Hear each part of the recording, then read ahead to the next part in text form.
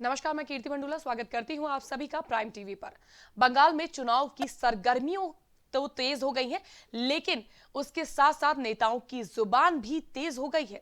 अरे नेताजी, जरा संभल कर कही, आपने ये जुबान आपके लिए ही कहीं घातक ना बन जाए। खैर, ये कोई नई बात नहीं कि चुनाव आते ही किसी भी राज्य के राजनेताओं के बोल बिगड़ ही जाते हैं, लेकिन हम बात कर रहे हैं बंगाल की, जहां इस वक्त राजनीतिक घमासान तेज होता जा रहा है। बंगाल का चुनाव इस वक्त टीएमसी बनाम बीजेपी हो चुका है। चुनाव से पहले टीएमसी को उसके दिग्गज नेता छोड़कर जा रहे हैं, जिस वजह से टीएमसी की बौखलाहट सामने निकल कर आ रही है। तो चलिए दिखाते हैं आपको कि किन नेताओं की बौखलाहट अब निकलकर सामने आने लगी है। दिलीप घोष गुंडा, আমি নাম করে বলছি, অমিত শাহ বহিরাগত। তোমার চেলাগুলো যদি আমাকে হরণ করে নিয়ে যেত, তাহলে আমার উত্তরপ্রদেশে হাতরাসের ধর্ষিতা মেয়েটার মতো অবস্থা হতো। যাদের হাতে অস্ত্র আছে, মা কালী, মা দুর্গা, মা সন্তোষী, তাদের আমরা পুজো করি।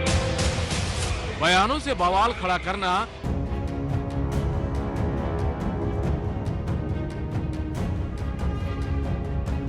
अब सही में लगने लगा है कि बंगाल में चुनाव आ गया है।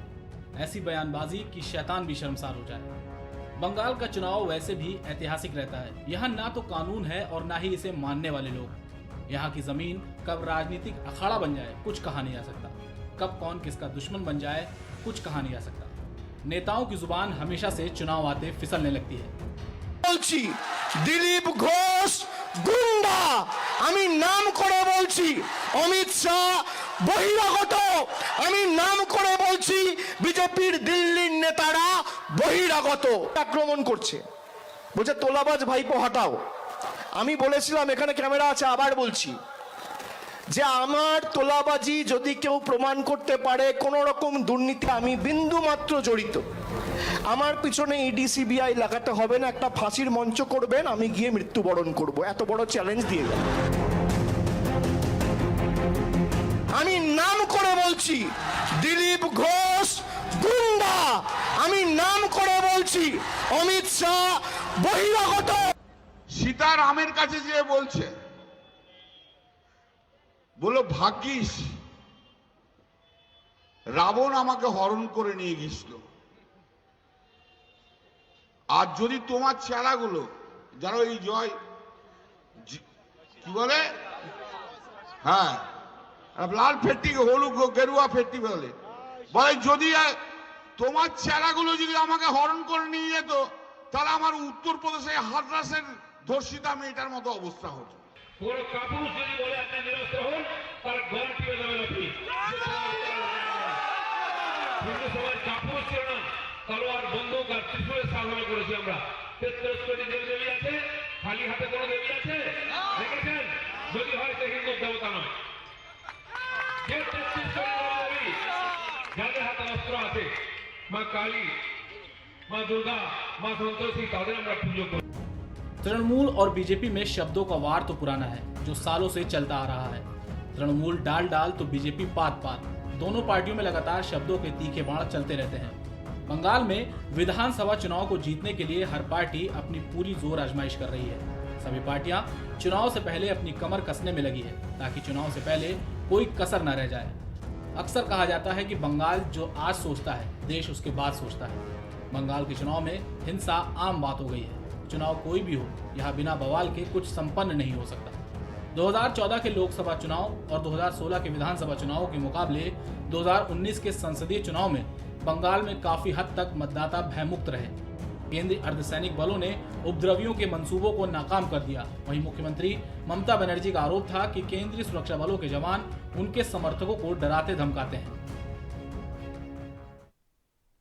चुनाव फिर नजदीक है, राजनीतिक जमीन भी सज चुकी है। अभी तो फिलहाल शब्दों के बाण चल रहे हैं, लेकिन चुनाव आते आते कहीं फिर से बंगाल जलने ना लगे, बस इसी बात का डर सताने लगता है। फिलहाल हम शांतिपूर्ण चुनाव की अपील करते हैं, लेकिन बंगाल में होना क्या है ये किसी को नहीं पता। बंगाल में तृणमूल बनाम बीजेपी की टक्कर होना तय माना जा रहा है, लेकिन ऊंट किस ओर करवट लेगा ये तो आने वाला वक्त ही बताएगा। केंद्र सरकार द्वारा लाए गए तीनों कृषि कानूनों के अमल पर सुप्रीम कोर्ट ने रोक लगा दी है।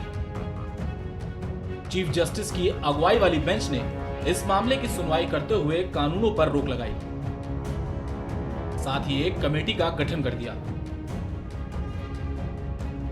जो कि सरकार और किसानों के बीच कानूनों पर जारी विवाद को समझेगी और सर्वोच्च अदालत को रिपोर्ट सौंपेगी। केंद्र सरकार ने जिन 3 कृषि कानूनों को पास किया उसका लंबे वक्त से विरोध हो रहा था। दिल्ली की सीमाओं पर हजारों की संख्या में किसान आंदोलन कर रहे हैं। इसी के बाद मामला सुप्रीम कोर्ट के पास जा पहुंचा। सुनवाई में किसानों की ओर से पहले कमेटी का विरोध किया गया, कमेटी के सामने ना पेश होने को कहा। हालांकि सुप्रीम कोर्ट ने कड़ा रुख बरता और कहा कि अगर मामले का हल निकालना है तो कमेटी के सामने पेश। कृषि कानून को लेकर किसान 50 दिनों से लगातार प्रदर्शन कर रहे हैं। कई बार किसान और सरकार के बीच बातचीत भी हुई, लेकिन किसी भी दौर के बातचीत में कोई समाधान नहीं निकला। फिर थक हार के मामला सुप्रीम कोर्ट पहुंचा। अब सुप्रीम कोर्ट ने अपना बड़ा फैसला सुनाया है और केंद्र की मोदी सरकार को बड़ा झटका भी दिया है। सुप्रीम कोर्ट ने तीनों कानूनों पर अगले आदेश तक रोक लगा दी है। कानून लागू होने के करीब 3.5 महीने बाद इन पर रोक लगाई गई है। सुप्रीम कोर्ट ने किसान आंदोलन और सरकार के साथ किसानों के गतिरोध को सुलझाने के लिए अदालत ने 4 सदस्यों की कमेटी भी बनाई है। तो चलिए दिखाते हैं इस पर हमारी ये खास रिपोर्ट। केंद्र सरकार द्वारा लाए गए तीनों कृषि कानूनों के अमल पर सुप्रीम कोर्ट ने रोक लगा दी है। चीफ जस्टिस की अगुवाई वाली बेंच ने इस मामले की सुनवाई करते हुए कानूनों पर रोक लगाई, साथ ही एक कमेटी का गठन कर दिया जो कि सरकार और किसानों के बीच कानूनों पर जारी विवाद को समझेगी और सर्वोच्च अदालत को रिपोर्ट सौंपेगी। केंद्र सरकार ने जिन 3 कृषि कानूनों को पास किया उसका लंबे वक्त से विरोध हो रहा था।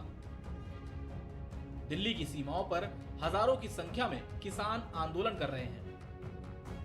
इसी के बाद मामला सुप्रीम कोर्ट के पास जा पहुंचा। सुनवाई में किसानों की ओर से पहले कमेटी का विरोध किया गया, कमेटी के सामने ना पेश होने को कहा। हालांकि सुप्रीम कोर्ट ने कड़ा रुख बरता और कहा कि अगर मामले का हल निकालना है तो कमेटी के सामने पेश होना होगा। ऐसे में अब कोई भी मुद्दा होगा तो कमेटी के सामने उठाया जाएगा। साथ ही सुप्रीम कोर्ट ने यह भी साफ किया है कि कमेटी कोई मध्यस्थता कराने का काम नहीं करेगी, बल्कि निर्णायक भूमिका निभाएगी। सुप्रीम कोर्ट द्वारा जिस कमेटी का गठन किया गया है उसमें कुल 4 लोग शामिल होंगे, जिनमें भारतीय किसान यूनियन के भूपेंद्र सिंह मान, डॉक्टर प्रमोद कुमार जोशी, अशोक गुलाटी और अनिल घनवंत शामिल हैं। ये कमेटी अपनी रिपोर्ट सीधे सुप्रीम कोर्ट को ही सौंपेगी। जब तक कमेटी की रिपोर्ट नहीं आती तब तक कृषि कानूनों के अमल पर रोक जारी रहेगी। गौरतलब है कि बीते दिन की सुनवाई में केंद्र सरकार की ओर से अदालत में कृषि कानूनों के अमलीकरण पर रोक लगाने पर आपत्ति जताई गई थी। साथ ही केंद्र ने कहा था कि ऐसा करना ठीक नहीं होगा। अभी सरकार किसानों में बातचीत हो रही है। हालांकि अदालत ने साफ कहा था कि लंबे वक्त से कोई नतीजा नहीं निकलता है तो सरकार का रुख सही नहीं है।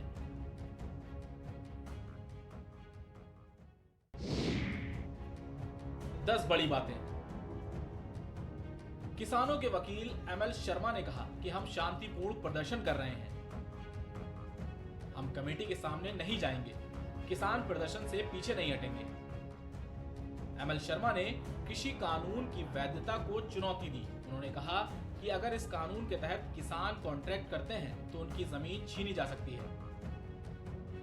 CGI ने कहा कि हम ऐसा अंतरिम आदेश पास करेंगे कि इस कॉन्ट्रैक्ट के तहत आई जमीन को बेचा नहीं जाएगा। तब तो आप खुश हैं। जो भी लोग समाधान चाहते हैं उन्हें कमेटी के पास जाकर अपनी बात रखनी चाहिए। CGI ने कहा कि हम कानून पर रोक लगा सकते हैं पर इससे बात नहीं बनेगी। हमारे पास कमेटी बनाने का अधिकार है। हम समस्या का हल चाहते हैं, इसलिए कमेटी बनाने की बात कर रहे हैं। जब आप कहते हैं कि किसान कमेटी के पास नहीं जाएंगे, सवाल यह है कि क्या सारे किसान ऐसा चाहते हैं? अलग अलग यूनियन हैं, उनकी अलग अलग राय है। सीजेआई ने कहा कि किसानों के वकील दुष्यंत दवे ने हमें आश्वासन दिया है कि किसान ट्रैक्टर मार्च नहीं करेंगे, कमेटी के सामने पेश होंगे। हम भी जमीनी हकीकत जानना चाहते हैं, इसलिए कमेटी बनाने की बात कह रहे हैं। एमएल शर्मा ने कहा कि किसान की शिकायतें हैं कि पीएम उनसे बात नहीं कर रहे हैं। इस पर सीजेआई ने कहा कि हम पीएम को कुछ नहीं कह सकते, वो इस मामले में पक्षकार नहीं है। कृषि मंत्री पार्टी है, वो किसानों से बात करेंगे। सीजेआई ने कहा कि हम कानून के अमल पर रोक लगाना चाहते हैं, पर अनिश्चित काल के लिए नहीं। लोग अपनी शिकायत कमेटी के सामने रख सकते हैं। कुछ किसान संगठनों की ओर से पेश वकील एपी सिंह ने साफ किया कि उनकी जिन किसानों से बात हुई है वो कमेटी के सामने पेश नहीं होंगे। 4 बड़े वकील प्रशांत भूषण, एचएस फुल्का, दुष्यंत दवे, कोलिन गोलज नविश, जो कल किसान संगठनों के प्रतिनिधि के रूप में पेश हुए थे, वो आज की सुनवाई में अभी तक पेश नहीं हुए हैं। कोर्ट ने केंद्र से सवाल किया कि आरोप है कि कुछ प्रतिबंधित संगठन प्रदर्शन को स्पॉन्सर कर रहे हैं, आपका क्या कहना है? इस पर अटॉर्नी जनरल ने कहा कि खालिस्तान समर्थक इस प्रदर्शन में शामिल हो गए हैं, ऐसी रिपोर्ट है। 26 जनवरी को कड़ी सुरक्षा रहती है। एक बार वो दिल्ली की सीमा में घुस गए, कहां जाएंगे?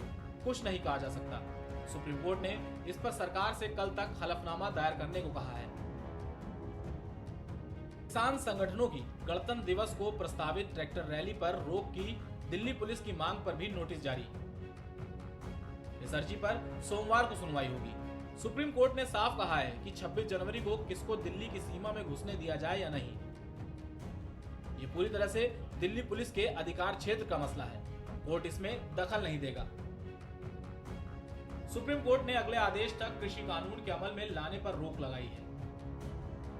इसके साथ ही 4 सदस्यीय कमेटी का भी गठन किया है। इस कमेटी में भारतीय किसान यूनियन के जितेंद्र सिंह मान, international policy head doctor Pramod Kumar Joshi, कृषि विशेषज्ञ अशोक गुलाटी और अनिल शेतकारी शामिल रहेंगे। Output desk prime TV. तो आइए अब आपको हम वो 10 बड़ी बातें बताते हैं जो सुप्रीम कोर्ट में सुनवाई के दौरान हुई। तो चलिए, कृषि कानूनों को लेकर सुप्रीम कोर्ट में कई बातें हुई। सुप्रीम कोर्ट ने 3 कृषि कानूनों पर रोक लगा दी है, जिससे किसानों को थोड़ी राहत जरूर मिलेगी। अब देखना यह होगा कि आखिर इस फैसले के बाद किसान अपना प्रदर्शन खत्म करेंगे या नहीं। उत्तर प्रदेश में इस समय का माहौल सियासत के रंग में रंगा हुआ है। एक तरफ यूपी पंचायत चुनाव है, तो दूसरी तरफ विधानसभा चुनाव 2022। विधानसभा चुनाव में भी अभी वक्त है, लेकिन सभी पार्टियां अभी से ही तैयार नजर आ रही हैं। ओवैसी ने भी अपनी यूपी मिशन 2020 की तैयारियां पूरी तरह से कर ली हैं। ओवैसी के मिशन यूपी 2020 की तैयारी आइए हम आपको बताते हैं और जानते हैं इस रिपोर्ट में।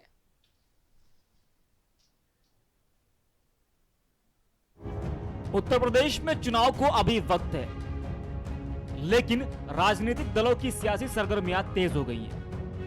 चाहे वो आम आदमी पार्टी हो, कांग्रेस हो या फिर समाजवादी पार्टी, सभी ने उत्तर प्रदेश फतह की तैयारी शुरू कर ली है। ऐसे में एआईएमआईएम के अध्यक्ष असदुद्दीन ओवैसी कहां पीछे रहने वाले हैं? की तैयारियों को देखकर तो ऐसा लग रहा है मानो उन्होंने इस बार बीजेपी को शिकस्त देने की पूरी तरह ठान रखी हो। जी हां, असदुद्दीन ओवैसी पूर्वांचल से अपने चुनावी अभियान की शुरुआत करने वाले हैं। इसके लिए उन्होंने सपा के मुखिया अखिलेश यादव के गढ़ आजमगढ़ को चुना है। बता दें कि ओवैसी पूर्वांचल में अपनी जमीन मजबूत की कवायद में आजमगढ़ पहुंचे हैं। ओवैसी के पूर्वांचल के दौरे में सुहेलदेव भारतीय समाज पार्टी के अध्यक्ष ओम प्रकाश राजभर भी मौजूद रहे।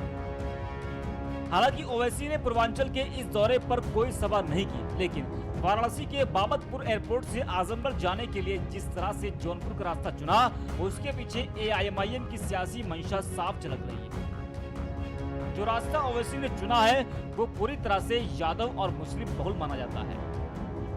अब इससे तो आप ओवैसी के मकसद का अंदाजा लगा ही सकते हैं। वहीं ओवैसी की यूपी दस्तक से सबसे बड़ी चिंता सपा जैसी पार्टी के लिए बढ़ गई है, जो पिछले 2 दशकों से ज्यादा समय से मुस्लिम मतों के बल पर सत्ता में आती रही है। बिहार में ओवैसी की पार्टी ने जिस तरह से मुस्लिम बहुल इलाके में 5 सीटें जीती हैं, उसे देखते हुए और उत्तर प्रदेश में एआईएमआईएम की बढ़ती सक्रियता से खुद को सेकुलर कहने वाली पार्टियों को अब ये डर सताने लगा है कि सूबे के मुस्लिम समुदाय का झुकाव कहीं ओवैसी की एआईएमआईएम की तरफ तो नहीं है, तो उनकी सियासत खतरे में आ सकती है। अब पार्टियों को डर जाहिर भी है, क्योंकि जिस तरह से ओवैसी अभी से यूपी चुनाव की तैयारियां करना शुरू कर रहे हैं, जिससे वो लोगों के लिए मुसीबत बनने वाले हैं। अब ओवैसी तो सभी को टक्कर देने के लिए पूरी तरह से तैयार है, लेकिन वो जीत हासिल कर पाते हैं या नहीं, इसके लिए सभी को 2022 तक इंतजार करना होगा। Political desk, prime TV. Owaisi की तैयारियां तो पूरी हैं, लेकिन देखना अहम होगा कि उन्हें जीत का दर्जा मिलता है या नहीं। बढ़ते हैं अपने अगली खास रिपोर्ट की ओर। पूरे भारत में ठंड का कहर जारी है। साल की शुरुआत के साथ देश के कई इलाकों के मौसम में बदलाव जरूर हुआ है, लेकिन बारिश ने इस कड़ाके की ठंड को और बढ़ाने में मदद ही की है। पहाड़ों में हुई हल्की फुल्की बारिश और बर्फबारी से मैदानी इलाके के मौसम में तेजी से बदलाव आया है। देखिए रिपोर्ट।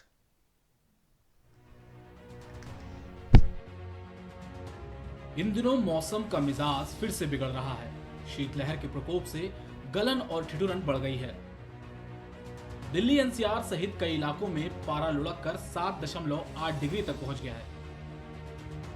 सुबह भले ही धूप खिल जाती है, लेकिन खिली हुई धूप के साथ तेज चल रही ठंडी हवाओं से लोग ठिठुर रहे हैं। मौसम इसी तरह बने रहने के आसार दिख रहे हैं। तापमान के अभी और नीचे गिरने की संभावना जताई जा रही है। शीतलहर का प्रकोप बने रहने से लोगों का घर से बाहर निकलना मुश्किल हो रहा है। ठंड से बचने के लिए आम आदमी को अलाव का सहारा लेना पड़ रहा है। आईएमडी विभाग की ओर से कहा गया है कि 14 जनवरी को पारा एक बार फिर 5 डिग्री तक गिर सकता है। उन्होंने ये भी बताया कि आने वाले दिनों में घना कोहरा भी छा सकता है। वहीं अनुमान है कि आज के बाद से शीतलहर का प्रकोप कम होगा और ठंडी हवाएं आने वाले कुछ दिनों तक लोगों को परेशान नहीं करेंगी। दूसरी तरफ एयर क्वालिटी इंडेक्स लगातार बढ़ रहा है। कोहरा और धुंध के कारण मेरठ सहित यूपी के कई जिलों की हवा जहरीली होती जा रही है।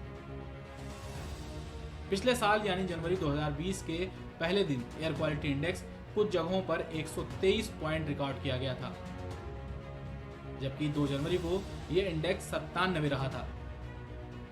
वहीं इस बार साल के पहले दोनों दिन पुअर कैटेगरी में इंडेक्स रहा। हवा में पार्टिकुलेट मैटर्स 2.5 का लेवल 335 तक पहुंच गया था। वहीं अब असहाय लोगों की मदद करने के लिए प्रशासन ने कई कदम उठाने शुरू कर दिए हैं। प्रशासन ने शहर के प्रमुख चौराहों पर अलाव जलाने शुरू कर दिए हैं। रोडवेज परिसर स्थित बने रैन बसेरों को भी लोगों के लिए खुलवा दिया गया है। और टू डेस्क, प्राइम टीवी।